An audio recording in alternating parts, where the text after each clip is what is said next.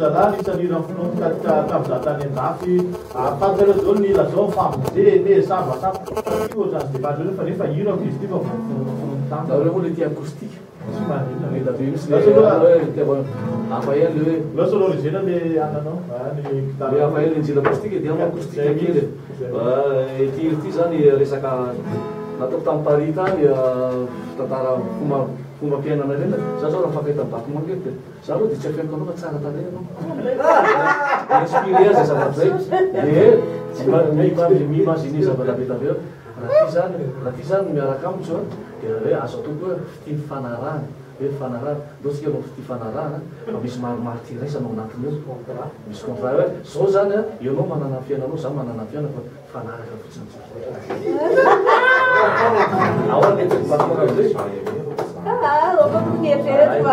allora pasore ireta signor lektara vatsmanina gore fitini fanara anani asiana marmatandresana be manada nunumbunanata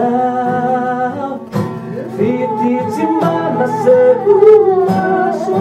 efatrana piandoa nunambava fucenurara la saurana sabaha fitiavana dera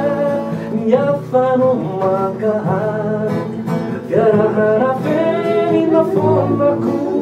raela manasada desa fona fitito sausianaku tsy fankafoy lavny saina avyatan nyandravi zao imaianoan mamory tena